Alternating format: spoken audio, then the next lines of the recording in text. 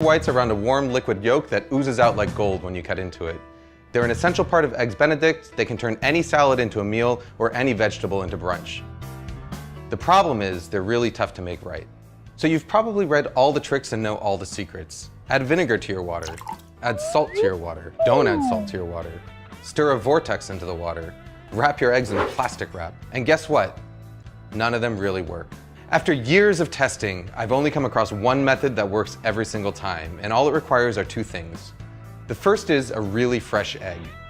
Fresh eggs have tighter whites and yolks that help them retain their shape better as they cook. There are two ways to tell how fresh an egg is. The first is to check something called the Julian date. As long as it's packed in the US, every carton of eggs has a number between 000 and 365 on it, and that number corresponds to the day on which the egg was cleaned and packed. So a number of 000 would mean January 1st, 003 would mean January 4th, and so on. All you really need to know is that the higher the number, the fresher the egg. You can also tell how fresh an egg is by carefully putting it into a cup of water. As an egg ages, the air pocket in the fat end is going to get bigger and bigger, which will make the egg stand upright or sometimes even float. A really fresh egg will sink and lie flat on its back like this. Once you've got your fresh egg, the second tool you need is something that I saw first suggested by British chef Heston Blumenthal: a fine mesh strainer. You see, no matter how fresh your eggs are, there's always going to be some amount of liquid white. It's this excess white that causes misshapen eggs. You know, those really ugly ones with the wispy white floaters that completely ruin your brunch. To get rid of them, we're going to transfer our eggs to a fine mesh strainer and gently swirl it around until all the excess white is drained away. What you're left with is a nice, tight egg. Even better is that the strainer is actually the ideal tool for lowering the egg into the water.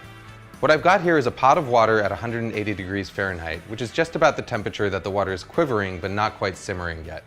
All I'm going to do is gently lower the strainer with the egg into the water, move it back and forth a little bit to make sure the egg isn't stuck, and then carefully roll the egg out.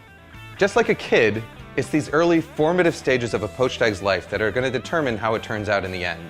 Using a round bottom strainer and this rolling motion is going to help ensure that you get a nice tight poached egg that's egg-shaped. If you want to cook multiple eggs, just make sure that you have them cracked into separate dishes and ready to go. Once they're in the water, your only job is to keep them moving around, flipping them from time to time with a slotted spoon so that they cook evenly. After about 3.5 to 4 minutes, this is what you've got. You can even cook them ahead of time and store them submerged in cold water in the fridge for up to a few days. To reheat them, just transfer them to a bowl of hot water for a few minutes just before serving. Food Lab signing out.